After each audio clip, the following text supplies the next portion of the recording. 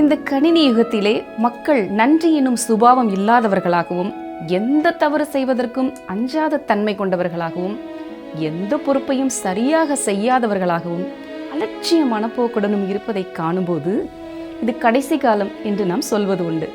ஆனால் 6000 வருடங்களுக்கு முன்னும் மட்டுமல்ல, 2000 வருடங்களுக்கு முன்னும் கூட மக்கள் அப்படித்தான் இருந்தார்கள் என்பது சற்று ஆச்சரியம்தான் அல்லவா? வாருங்கள், இன்றைய நிகழ்ச்சி நமக்கு என்ன கற்றுத்தருகிறது என்று பார்க்கலாம்.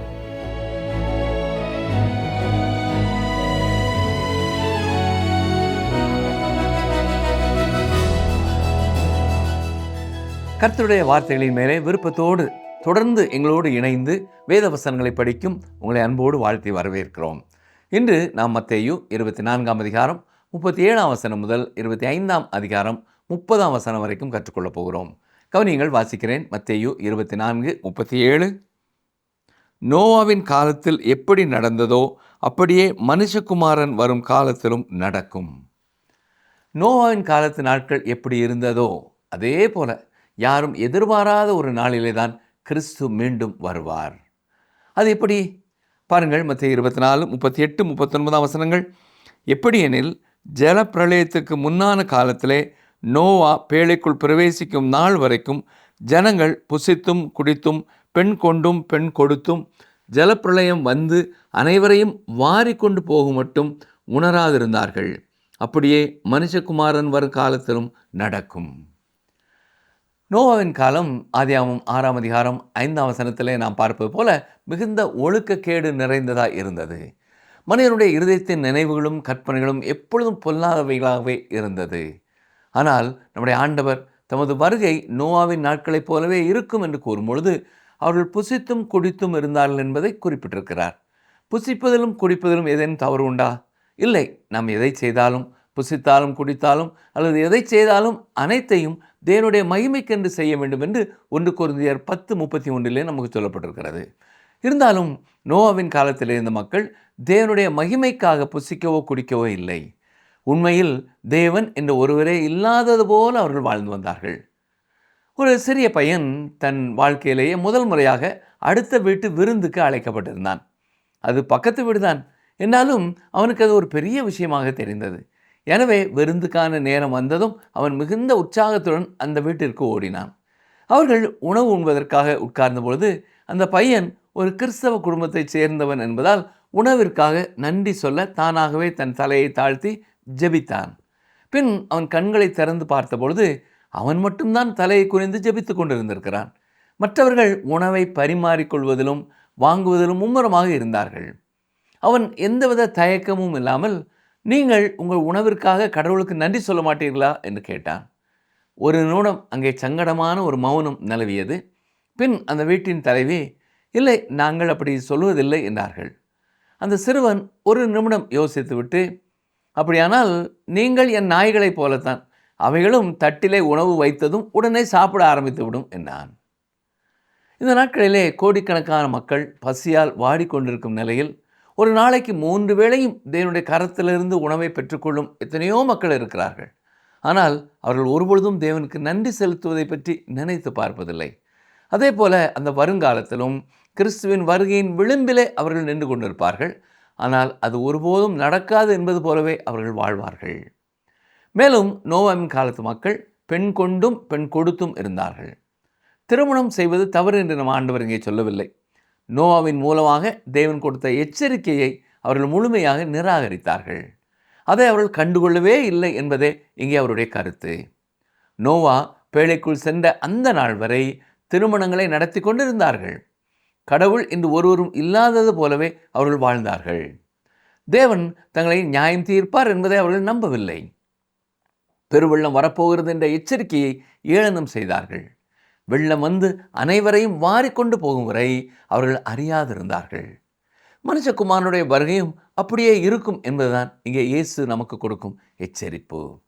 மத்தேயு 24ஆம் அதிகாரம் 40 முதல் 41ஆம் வசனம் வரை பாருங்கள். அப்பொழுது 2 பேர் வயலில் இருப்பார்கள். ஒருவன் ஏற்றுக்கொள்ளப்படுவான், ஒருவன் கைவிடப்படுவான். 2 ஸ்திரீகள் இயந்திரம் அரைத்து கொண்டிருப்பார்கள். ஒருத்தி ஏற்றுக்கொள்ளப்படுவாள், ஒருத்தி கைவிடப்படுவாள். இப்பொழுது நீங்கள் யாராவது என்னிடம், பிரசங்கியாரே, கடைசியில் நீங்கள் சிக்கிக் கொண்டீர்கள், ஒலிவ மலை பிரசங்கத்திலே சபை எடுத்துக்கொள்ளப்படுதல் பற்றி சொல்லப்படவில்லை என்று கூறினீர்களே, ஆனால் இதோ இங்கே பாருங்கள், இருவர் வயலில் இருப்பார்கள், ஒருவர் எடுத்துக்கொள்ளப்படுவான், மற்றவன் கைவிடப்படுவான் என்று எழுதப்பட்டிருக்கிறதே என்று கேட்கலாம். அருமையான சகோதரனை சகோதரியே, நன்றாக கவனிங்கள். இப்பொழுதும் இயேசு சபை எடுத்துக்கொள்ளுதல் பற்றி பேசவில்லை. உண்மையில் நம் ஆண்டவர் இங்கே எதை பற்றி பேசுகிறார்? நோவாவின் நாட்களைப் போலவே என்றுதான் கூறுகிறார். நோவாவின் நாட்களிலே எடுத்துக்கொள்ளப்பட்டது அல்ல, அழிக்கப்பட்டது யார்? பெருவெள்ளம் வந்து அனைவரையும் வாரிக்கொண்டு போகும் வரை அவர்கள் அறியாதிருந்தார்கள். அவர்கள் அந்த பெருவெள்ளத்திலே அழிந்து போனார்கள். எனவே இந்த வசனம் சபை உலகத்திலிருந்து எடுத்துக்கொள்ளப்படுவதை குறிக்கவில்லை. மாறாக 1000 வருட அரசாட்சிக்குள் பிரவேசிக்க தகுதியற்றவர்கள் நியாய தீர்ப்பின் மூலம் பூமியிலிருந்து அகற்றப்படுவதையே இது படம் பிடித்து காட்டுகிறது. தொடர்ந்து பாருங்கள், மத்தேயு 24 அதிகாரம் 42 வசனம். உங்கள் ஆண்டவர் இன்ன நாளிகையிலே வருவார் என்று நீங்கள் அறியாதிருக்கிறபடியினால் விழித்திருங்கள். விழித்திருங்கள் என்பது இங்கே மிக முக்கியமான வார்த்தை. சபை எடுத்துக்கொள்ளப்படுதலுக்காக இப்பொழுது ஒரு தேவ பிள்ளை காத்திருப்பதற்கும் இந்த வசனத்தில் சொல்லப்பட்டிருக்கிற விழித்திருப்பதற்கும் இடையிலே சிறிய அர்த்த வேறுபாடு இருக்கிறது. இன்று நமக்கு ஒரு ஆறுதலான நம்பிக்கை இருக்கிறது. ஆனால் அந்த வருங்காலத்திலோ மக்கள் பயத்தோடும் கவலையோடும் விழித்திருப்பார்கள். இரவிலே அவர்கள் ஐயோ எப்பொழுது விடியும் என்றும் காலையிலே எப்பொழுது இரவு வரும் என்றும் ஏங்குவார்கள். இன்று நாம் அவருடைய வருகைக்காக ஆவலோடு காத்திருக்கிறோம். ஆனால் அந்த வருங்காலத்திலோ மக்கள் மிகுந்த பதட்டத்தோடு அவருடைய வருகைக்காக காத்திருப்பார்கள். நான் ஏதோ சொற்களை வைத்து விளையாடுவதாக, அதாவது மிக நுண்ணிய வேறுபாடுகளை பேசுவதாக நீங்கள் நினைக்கலாம். ஆனால் அது அப்படி இல்லை. பிரியமானவர்களே, விழித்திரு என்ற சொல்லுக்கான கிரேக்க வார்த்தையை நீங்கள் ஆராய்ந்து பார்த்தால் சுமார் 8 விதமான அர்த்தங்கள் இருக்கின்றன. தமிழிலும் விழித்திரு என்ற ஒரு வார்த்தை இருந்தாலும் அதற்கும் பலவித அர்த்தங்கள் இருக்கின்றன. உதாரணத்தோடு சொல்கிறேன், கவனியுங்கள். ஒரு மனிதன் வேட்டையாட செல்லும் பொழுது ஒரு மானுக்காக விழிப்போடு காத்திருப்பது வேறு. வேலையை முடித்து பஸ் நிலையத்திற்கு வர வேண்டிய மனைவிக்காக ஒரு கணவன் காத்திருக்கும் போது அந்த விழித்திருப்பு வேறு. மூன்றாவதாக, ஆஸ்பத்திரியிலே ஒரு குழந்தை மிகவும் நோய்வாய்ப்பட்டு இருக்கிறது. ஆபத்தான நேரம், இன்னும் 2 மணி நேரம் உயிர் பிழைத்தால் நம்பிக்கை உண்டு என்று மருத்துவர் சொல்லிவிட்டார். அப்பொழுது அந்த குறிப்பிட்ட நேரத்திற்காக விழித்திருப்பது வேறு. அது ஒரு மானுக்காக காத்திருப்பதையோ பஸ் நிலையத்தில் மனைவிக்காக காத்திருப்பதையோ விட வித்தியாசமானது. இது ஒரு வகையான பதட்டத்துடன் விழித்திருப்பது. இப்படித்தான் கர்த்தரின் 2ஆம் வருகைக்காக காத்திருக்க வேண்டும். தொடர்ந்து வருகிற வசனங்களிலே திருடன் வருகிற விதமாய் இயேசு வருவார். எனவே எந்த நேரத்திலும் விழித்திருக்க வேண்டும் என்பதை வெளிப்படுத்துகிறார். அது மட்டுமல்ல, விழித்திருந்து வேலைக்காரர்களுக்கு செய்ய வேண்டிய காரியத்தையும் செய்யும் பொறுப்பான ஊழியர் விழித்திருப்பது போல விழித்திருக்க வேண்டும் என்கிறார்.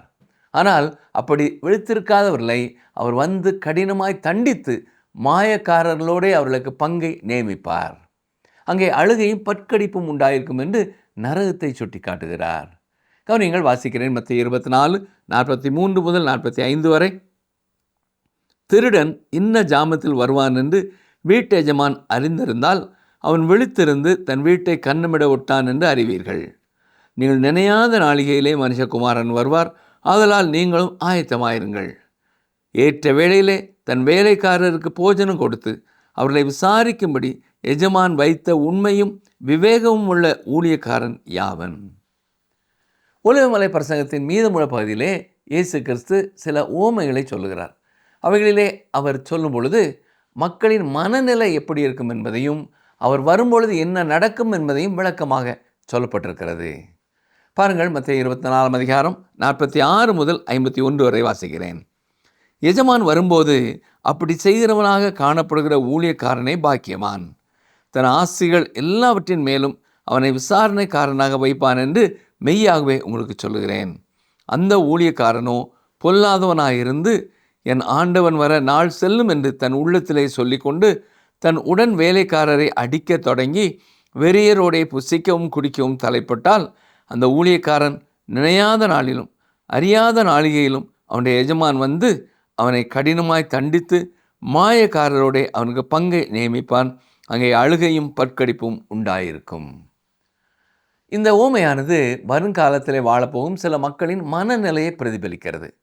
அவர்கள் ஆண்டவர் வர தாமதமாகும், எனவே நான் என் இஷ்டப்படி கவலையற்று வாழ்வேன் என்று சொல்லிக் கொள்வார்கள்.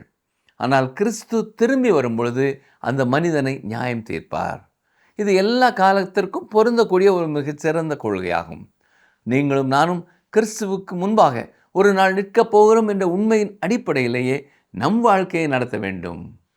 கவனியுங்கள், கிறிஸ்துவின் வருகையின் அடிப்படையிலே என்று நான் சொல்லவில்லை. கிறிஸ்துவின் சந்நிதானத்திலே நிற்போம் என்ற உண்மையின் அடிப்படையிலே நம் வாழ்க்கையை நடத்த வேண்டும் என்று நான் கூறுகிறேன்.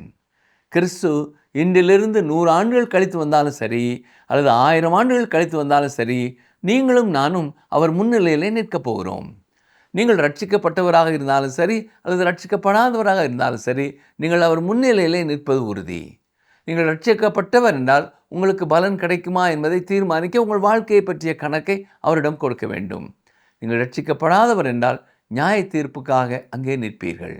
எனவே ஒவ்வொரு மனிதனும் தான் கர்த்தருடைய சன்னிதானத்திலே நிற்கப் போகிறோம் என்ற உண்மையை மனதில் வைத்தே வாழ வேண்டும். இதுதான் ஒலிவமலை பிரசங்கத்தின் மிக முக்கியமான வலியுறுத்தல்.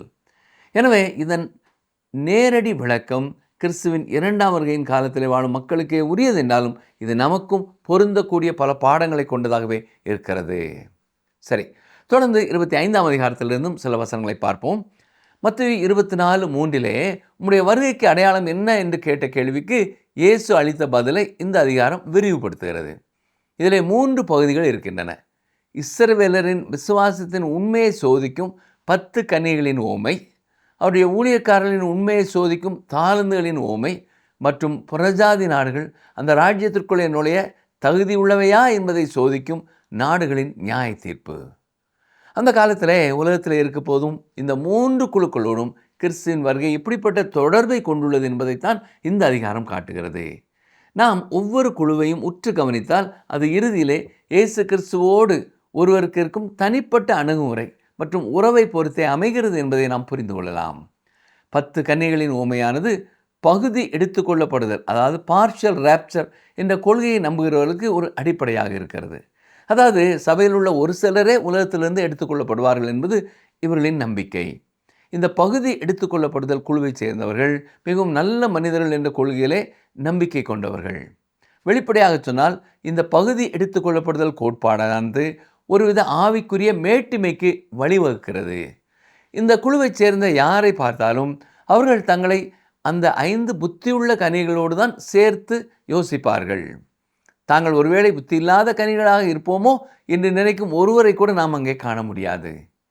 சபை எடுத்துக்கொள்ளப்படுதல் நடக்கும் பொழுது விசுவாசிகள் அனைவரும் செல்வார்கள் என்பதற்காக நான் தேவனுக்கு நன்றி செலுத்துகிறேன். நாம் நம்முடைய தகுதியின் அடிப்படையில் போவதில்லை. தேவனுடைய கிருபையினாலேயே நாம் அனைவரும் செல்வோம். அவர் நம்மை கிருபையினால் ரட்சிக்கிறார், கிருபையினால் நம்மை பாதுகாக்கிறார், கிருபையினாலேயே நம்மை இந்த உலகத்திலிருந்து அழைத்து செல்வார். நாம் பரலோகத்தில் 10 மில்லியன் ஆண்டுகள் வாழ்ந்தாலும் அதுவும் தேவனுடைய கிருபையாலேயே சாத்தியமாகும். இந்த 10 கன்னிகைகள் சபையை குறிக்கவில்லை, அவர்கள் இஸ்ரவேல் தேசத்தை குறிக்கிறார்கள். அருமையான சகோதரனே, சகோதரியே, அப்போஸ்தலர்கள் கேட்ட கேள்விகளுக்கு நம் ஆண்டவர் அளிக்கும் பதிலை அவர் போக்கிலேயே நாம் புரிந்து கொள்ள வேண்டும். அவர் நம்மிடம் முற்றிலுமாக வேறொன்றை பற்றி பேசுகிறார் என்று நாம் நினைத்தால் அது அவர் பேசுவதை நாம் இடையில் மறிப்பது போலாகும். அவர் அப்போஸ்தலர்களுக்கு இதை போதித்து கொண்டிருந்தாலும் நாமும் அதை கவனிப்போம். ஏனென்றால் இந்த அற்புதமான உவமைகளை நம்முடைய சொந்த வாழ்க்கைக்கும் நாம் பாடங்களாக எடுத்துக்கொள்ள முடியும். கவனியங்கள், வாசிக்கிறேன். மத்தேயு 25ஆம் அதிகாரம் 1ஆம் வசனம். அப்பொழுது பரலோக ராஜ்யம் தங்கள் தீவெட்டிகளை பிடித்து கொண்டு மணவாளனுக்கு எதிர்கொண்டு போக புறப்பட்ட 10 கன்னிகைகளுக்கு ஒப்பாயிருக்கும். புதிய ஏற்பாட்டு காலத்தில் இஸ்ரவேலில் நிலவிய பழக்க வழக்கங்களை நன்றாக புரிந்து கொள்ள நாம் விவிலியத்தின் சீரிய மொழிபெயர்ப்பான பெஷிட்டா பதிப்பை ஆராய்ச்சி செய்யலாம். இது வேத ஆராய்ச்சிக்கு பரிந்துரைக்கப்படும் முதன்மையான நூல் அல்ல என்றாலும் அக்காலத்து கலாச்சாரத்தை புரிந்து கொள்ள இது உதவி செய்கிறது. அந்த மொழிபெயர்ப்பின்படி இந்த கன்னிகைகள் மணவாளனையும் மணவாட்டியையும் எதிர்கொண்டு போக புறப்பட்டார்கள் என்று குறிப்பிடப்பட்டிருக்கிறது. இதன் பொருள் என்னவென்றால், மணவாளன் திருமணத்தை முடித்துவிட்டு திருமண விருந்துக்காக வந்து கொண்டிருக்கிறார் என்பதாகும். கிறிஸ்துவுக்கும் சபைக்கும் இடையிலான திருமணம் பரலோகத்திலே நடந்தாலும் திருமண விருந்து இந்த பூமியில் தான் நடைபெறும் என்று சொல்லலாம். லூக்கா சுவிசேஷத்தில் உள்ள ஒரு பகுதி இதை உறுதிப்படுத்துகிறது. ஆண்டவர் எச்சரிக்கைகளையும் உவமைகளையும் சொல்லும் பொழுது தங்கள் எஜமான் கல்யாணத்திலிருந்து வந்து தட்டும்போது உடனே அவருக்கு திறக்கும்படி எப்பொழுது வருவார் என்று காத்திருக்கிற மனுஷருக்கு ஒப்பாகவும் இருங்கள் என்று கூறியிருக்கிறார். நன்றாக கவனித்து பாருங்கள். அங்கே திருமணம் ஏற்கனவே முடிந்து விட்டது. மணவாட்டி அவரோடு இருக்கிறாள். அவர் திருமணத்திலிருந்து திரும்பி வருகிறார் என்றால் நிச்சயமாக மணவாட்டி அவரோடு தான் இருப்பார். எந்த மனிதனும் தனியாக தேனிலவுக்கு செல்வதில்லை. அப்படி சென்றால் அது தேனிலவே இல்லை. ஆகவே இந்த 10 கன்னிகளின் உவமையிலே கிறிஸ்து மணவாளனாக சித்தரிக்கப்படுகிறார். அவர் மணவாட்டியான சபையை தன்னுடனே அழைத்து வருகிறார். பூமியில் இருக்கும் விசுவாசிகள் அவருடைய வருகைக்காக காத்திருக்கிறார்கள். பூமியில் மகா உபத்திரவ காலம் நடந்து கொண்டிருக்கும். அதே வேளையிலே கிறிஸ்து பரலோகத்திலே தமது மணவாட்டியாகிய சபையுடன் இருக்கிறார். பின்னர் 7 வருட உபத்திரவ காலம் முடிந்தவுடன் அவர் சபையோடு மீண்டும் பூமிக்கு திரும்புகிறார். இப்பொழுது பூமிக்கு அவர் வரும்பொழுது அங்குள்ள மக்களின் மனநிலை எப்படி இருக்கும் என்பதை பார்ப்போம். கவனிங்கள், வாசிக்கிறேன். மத்தேயு 25ஆம் அதிகாரம் 2 முதல் 4ஆம் வசனம் வரை. அவர்களில் 5 பேர் புத்தி உள்ளவர்களும் 5 பேர் புத்தி இல்லாதவர்களுமாயிருந்தார்கள். புத்தி இல்லாதவர்கள் தங்கள் தீவெட்டிகளை எடுத்து கொண்டு போனார்கள், எண்ணெயையோ கூட கொண்டு போகவில்லை. புத்தி உள்ளவர்கள் தங்கள் தீவெட்டிகளோடு கூட தங்கள் பாத்திரங்களில் எண்ணெயையும் கொண்டு போனார்கள். எண்ணெய் என்பது தேவனுடைய பரிசுத்த ஆவியானவருக்கு அடையாளமாக இருக்கிறது. இயேசுவின் முதல் வருகையின் பொழுது எப்படி போலியானவர்கள் இருந்தார்களோ அதே போல அந்த 2ஆம் வருகை நாட்களிலும் இருப்பார்கள் என்று நான் நினைக்கிறேன். அவர்களைத்தான் இயேசு மாயக்காரர்கள் என்று அழைத்தார். அவர்களிடம் விளக்குகள் இருக்கும், உள்ளே எண்ணெய் இருக்காது. கவனிங்கள், மத்தேயு 25ஆம் அதிகாரம் 5 முதல் 7 வசனம் வரை. மணவாளன் வர தாமதித்த போது அவர்கள் எல்லாரும் நித்திரை மயக்கமடைந்து தூங்கிவிட்டார்கள். நடுராத்திரியிலே இதோ மணவாளன் வருகிறார், அவருக்கு எதிர்கொண்டு போக புறப்படுங்கள் என்கிற சத்தம் உண்டாயிற்று. அப்பொழுது அந்த கன்னிகைகள் எல்லாரும் எழுந்திருந்து தங்கள் தீவெட்டிகளை ஆயத்தப்படுத்தினார்கள். புத்தியுள்ள கன்னிகைகள், புத்தி இல்லாத கன்னிகைகள் ஆகிய இரு தரப்பினருமே தூங்கினார்கள் என்பதை கவனியுங்கள். அவர்களுக்கிடையே இருந்த ஒரே ஒரு வித்தியாசம் என்னவென்றால், சிலரிடம் பரிசுத்த ஆவியானவர் இருந்தார், சிலரிடம் அவர் இல்லை. ஏனென்றால் அவர்கள் உண்மையான விசுவாசிகளாக இல்லை. நம்முடைய ஆண்டவர் இந்த உவமையை ஒரு எச்சரிக்கையுடன் நிறைவு செய்கிறார். பாருங்கள், வசனம் 13. மனுஷகுமாரன் வரும் நாளையாவது நாளிகையாவது நீங்கள் அறியாதிருக்கிறபடியால் விழித்திருங்கள். இப்பொழுது நாம் சிந்திப்பது போல இது அந்த நூற்றாண்டையோ அல்லது அந்த ஆண்டையோ குறிக்கவில்லை, மாறாக அந்த நாளையும் அந்த நாளிகையும் குறிக்கிறது என்பதை கவனிக்க வேண்டும். வருங்காலத்தின் அந்த குறிப்பிட்ட காலத்திலே வாழும் அவருடைய பிள்ளைகள் கொண்டிருக்க வேண்டிய மனநிலை விழித்திருப்பதே ஆகும். அவர்கள் செய்ய வேண்டிய மிக முக்கியமான காரியம் அதுதான். இங்கே நான் பார்க்கிற இந்த உவமை நமது ஆண்டவரின் பூமிக்குரிய வருகைக்காக காத்திருக்கும் அந்த வருங்கால சந்ததியினருக்கான மற்றொரு உவமை. வாசிக்கிறேன். மத்தேயு 25ஆம் அதிகாரம் 14-15 வசனங்கள். அன்றியும் பரலோராஜ்யம் புறதேசத்துக்கு பிரயாணமாய் போகிற ஒரு மனுஷன் தன் ஊழியக்காரரை அழைத்து தன் ஆஸ்திகளை அவர்கள் வசமாய் ஒப்பு கொடுத்தது போல் இருக்கிறது. அவன் அவனுடைய திறமைக்கு தக்கதாக ஒருவனிடத்தில் 5 தாலந்தும் ஒருவனிடத்தில் 2 தாலந்தும் ஒருவனிடத்தில் 1 தாலந்துமாக கொடுத்து உடனே பிரயாணப்பட்டு போனான். எஜமானர் அனைவருக்கும் சமமான வேலையை கொடுக்கவில்லை, மாறாக ஒவ்வொருவருக்கும் எதை சிறப்பாக செய்வார்கள் என்பதை அறிந்து அதற்கேற்ப பொறுப்புகளை பிரித்து கொடுத்தார். வசனங்கள் 16-17. 5 தாலந்தை வாங்கினவன் போய் அவைகளை கொண்டு வியாபாரம் பண்ணி வேறு 5 தாலந்தை சம்பாதித்தான். அப்படியே 2 தாலந்தை வாங்கினவனும் வேறு 2 தாலந்தை சம்பாதித்தான். இந்த தாலந்துகள் என்பது பணத்தை குறிக்கிறதை தவிர இசை அல்லது கலை போன்ற ஒருவருடைய பிறவி திறமைகளை குறித்ததல்ல என்பதை நாம் கவனிக்க வேண்டும். இருந்தாலும் இதன் மூலமும் நமக்கு சொல்லப்படும் செய்தி என்னவென்றால், கடவுள் நமக்கு எதை கொடுத்திருந்தாலும், அது பணமோ நேரமோ அல்லது வசதிகளோ எதுவாக இருந்தாலும் அவை அனைத்தையும் நாம் அவருக்காகவே பயன்படுத்த வேண்டும் என்பதுதான்.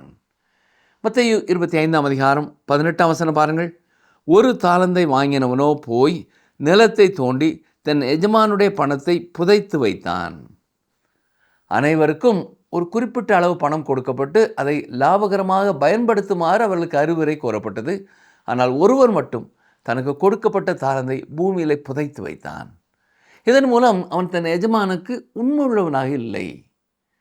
வசனங்கள் 19 முதல் 25 வரை பாருங்கள். வெகு காலமான பின்பு அந்த ஊழியக்காரருடைய எஜமான் திரும்பி வந்து அவர்களிடத்தில் கணக்கு கேட்டான். அப்பொழுது 5 தாலந்தை வாங்கினவன் வேறு 5 தாலந்தை கொண்டு வந்து, ஆண்டவனே, 5 தாலந்தை என்னிடத்தில் ஒப்புவித்தீரே, அவைகளை கொண்டு இதோ வேறு 5 தாலந்தை சம்பாதித்தேன் என்றான். அவனுடைய எஜமான் அவனை நோக்கி, நல்லது, உத்தமமும் உண்மையும் உள்ள ஊழியக்காரனே, கொஞ்சத்திலே உண்மையாயிருந்தாய், அநேகத்தின் மேல் உன்னை அதிகாரியாக வைப்பேன். உன் எஜமானுடைய சந்தோஷத்திற்குள் பிரவேசி என்றான். 2 தாலந்தை வாங்கினவனும் வந்து, ஆண்டவனே, 2 தாலந்தை என்னிடத்தில் ஒப்புவித்தீரே, அவைகளைக் கொண்டு இதோ வேறு 2 தாலந்தை சம்பாதித்தேன் என்றான். அவனுடைய எஜமான் அவனை நோக்கி, நல்லது, உத்தமமும் உண்மையுமுள்ள ஊழியக்காரனே, கொஞ்சத்திலே உண்மையாயிருந்தாய், அநேகத்தின் மேல் உன்னை அதிகாரியாக வைப்பேன், உன் எஜமானுடைய சந்தோஷத்திற்குள் பிரவேசி என்றான். 1 தாலந்தை வாங்கினவன் வந்து, ஆண்டவனே, நீர் விதைக்காத இடத்தில் அறுக்கிறவரும் தெளிக்காத இடத்தில் சேர்க்கிறவருமான கடினமுள்ள மனுஷன் என்று அறிவேன். ஆகையால் நான் பயந்து போய் உமது தாலந்தை நிலத்தில் புதைத்து வைத்தேன். இதோ உம்முடையதை வாங்கிக் கொள்ளும் என்றான். அதற்கு அவனுடைய எஜமான் கொடுத்த பதிலை கவனித்தீர்களா? பாருங்கள், 25ஆம் அதிகாரம் 26 முதல் 30 வரை வாசிக்கிறேன். அவனுடைய எஜமான் பிரதித்திரமாக, பொல்லாதவனும் சோம்பலுமான ஊழியக்காரனே, நான் விதைக்காத இடத்தில் அறுக்கிறவன் என்றும் தெளிக்காத இடத்தில் சேர்க்கிறவன் என்றும் அறிந்திருந்தாயே. அப்படியானால் நீ என் பணத்தை காசுக்காரர் வசத்தில் போட்டு வைக்க வேண்டியதாக இருந்தது. அப்பொழுது நான் வந்து என்னுடையதை வட்டியோடே வாங்கி கொள்வேனே என்று சொல்லி அவனிடத்தில் இருக்கிற தாளந்தை எடுத்து 10 தாளந்துள்ளவனுக்கு கொடுங்கள். உள்ளவனவனோ அவனுக்கு கொடுக்கப்படும், பரிபூர்ணமும் அடைவான். இல்லாதவனிடத்திலிருந்து உள்ளதும் எடுத்து கொள்ளப்படும். பிரயோஜனமற்ற ஊழியக்காரனாய் இவனை புறமான இருளிலே தள்ளி போடுங்கள், அங்கே அழுகையும் பற்கடிப்பும் உண்டாயிருக்கும் என்றான். இந்த உவமையில் நமக்கான ஒரு மிகச்சிறந்த தத்துவம் அடங்கியுள்ளது. நாம் அனைவரும் கடவுளின் முன்னிலையில் நின்று அவர் நமக்கு கொடுத்தவற்றை எப்படி பயன்படுத்தினோம் என்பதற்கு கணக்கு ஒப்புவிக்க வேண்டும் என்ற உண்மையை இது நமக்கு உணர்த்துகிறது. நாம் அவருக்காக எவ்வளவு பெரிய காரியங்களை செய்தோம் என்பதை விட அவர் நம்மிடத்தில் எதிர்பார்த்த காரியத்திலே நாம் எவ்வளவு உண்மை உள்ளவர்களாக இருந்தோம் என்பதையே ஆண்டவர் நம்மிடத்தில் கேட்பார். தேவனுடைய பிள்ளைகளுக்கு 2 காரியங்கள் மிக முக்கியமானவை. முதலாவது, கடவுள் நம்மை என்ன செய்ய சொல்லுகிறார் என்பதை கண்டறிய வேண்டும். அதாவது அவர் நமக்கு கொடுத்துள்ள தாளந்து என்ன என்பதை தீர்மானிக்க வேண்டும். 2வதாக, அதை செயல்படுத்துவதிலே உண்மையுள்ளவர்களாக இருக்க வேண்டும். நம்மிடம் கடவுள் மிக சிறிய ஊழியத்தை ஒப்படைத்திருக்கலாம். அது நமக்கு வருத்தமாக கூட இருக்கலாம். ஆனால் நாம் 1 தாளந்து பெற்றவர்களாக இருந்தாலும் அதிலும் நாம் உண்மையுள்ளவர்களாக இருக்க வேண்டும் என்றே கடவுள் எதிர்பார்க்கிறார். இந்த அதிகாரத்தில் ஆண்டவர் தம்முடைய வருகைக்காக தேவனுடைய பிள்ளைகள் தங்களை ஆயத்தப்படுத்திக் கொள்ள வேண்டும் என்ற உண்மையை வலியுறுத்துகிறார். இது அடுத்த சில வசனங்களில் இன்னும் தெளிவாகிறது. வரப்போகிற அந்த உபத்திரவ காலத்தில் உலகில் உள்ள அனைத்து தேசங்களுக்கும் தேவனுடைய செய்தியை கேட்கவும் ஏற்றுக்கொள்ளவும் வாய்ப்பு கிடைக்கும். அப்பொழுது ராஜ்யத்தின் சுவிசேஷம் சகல தேசங்களுக்கும் பிரசங்கிக்கப்படும் என்று நமக்கு சொல்லப்பட்டிருக்கிறது. ஆனால் சிலர் கிறிஸ்துவின் சகோதரர்களாகிய தேவனுடைய ஊழியர்களை நிராகரிப்பதன் மூலம் கிறிஸ்துவையே நிராகரிப்பார்கள். அருமையானவர்களே, கர்த்தராகிய இயேசு கிறிஸ்துவின் வருகை நோவாவின் காலத்தைப் போல எதிர்பாராத நேரத்திலே அமையும் என்பதால் நாம் எப்பொழுதும் விழிப்புணர்வோடும் ஆயத்தத்தோடும் இருக்க வேண்டும். வெறும் மத சடங்குகளோ அல்லது வெளிவேஷமான பக்தியோ, அதாவது எண்ணெய் இல்லாத தீவட்டியோ நம்மை ரட்சிக்காது. மாறாக நம்ம இருதயத்திலே பரிசுத்த ஆவியானவரின் ஒளியும் தேவன் நமக்கு அளித்த தாளந்துகளை, அதாவது நேரம், வசதி, திறமை போன்றவைகளை அவருடைய மகிமைக்கென்று பயன்படுத்தும் உண்மையான ஊழிய மனப்பக்குவமே அவசியம். நாம் ஒவ்வொருவரும் ஒரு நாள் கிறிஸ்துவின் சன்னிதானத்தில் நின்று கணக்கு ஒப்புவிக்க வேண்டும் என்ற உண்மையை உணர்ந்து உலக காரியங்களிலே மூழ்கி விடாமல் எஜமானின் வருகைக்காக காத்திருக்கும் உண்மை உள்ள ஊழியக்காரர்களாக நம் வாழ்வை அமைத்துக் கொள்வதே இந்த வேத பகுதி நமக்கு சொல்லும் சத்தியமாகும். இன்று நாம் கற்றுக்கொண்டவைகளை நம் மனதிலே வைத்து நாமும் விழிப்புணர்வோடு கவனமாக வாழ தீர்மானம் செய்வோமா? கர்த்தருடைய கிருபை உங்களோடும் உங்கள் குடும்பத்தோடும் தங்கியிருப்பதாக. ஆமென்.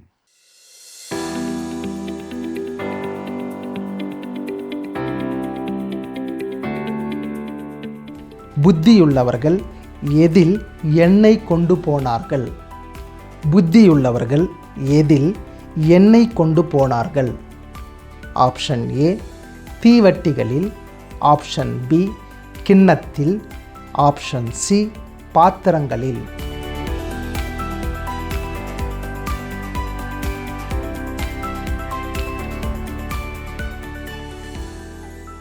இந்த நாட்களிலும் தேவன் நம்மோடு கூட மத்தேயு சுவிசேஷம் மூலம் பேசி வருகிறார். இன்றைய நாட்களிலே கடைசி நாட்களில் சபையின் நிலை என்ன, தனி ஒரு விசுவாசியின் நிலை எப்படி இருக்கும், எப்படி இருக்க வேண்டும் என்பது குறித்து பார்த்து வருகிறோம். கடைசி நாட்களில் உலகின் நிலை எப்படி இருக்கும் என்பதை குறித்தும் பார்த்தோம். இவை நமக்கு எச்சரிக்கை மற்றும் போதனை. வேதத்தை நன்கு ஆழ்ந்து படிக்க இது இன்னும் உதவும். கர்த்தர் இப்போது வந்தாலும் எனக்கு பயமில்லை என்று சொல்லக்கூடிய அளவு நம் விசுவாசத்தை காத்துக்கொள்ள தேவன் கிருபை புரிவாராக. இந்த நிகழ்ச்சி உங்களுக்கு பிடிச்சிருக்கா? அப்ப இப்பவே மிஸ்டர் கால் கொடுங்க. பரிசு வெல்றது நீங்களாவும் இருக்கலாம்.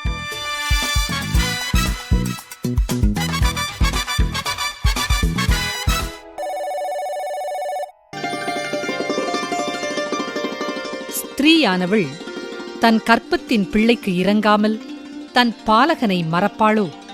அவர்கள் மறந்தாலும் நான் உன்னை மறப்பதில்லை. ஏசாயா 49:15.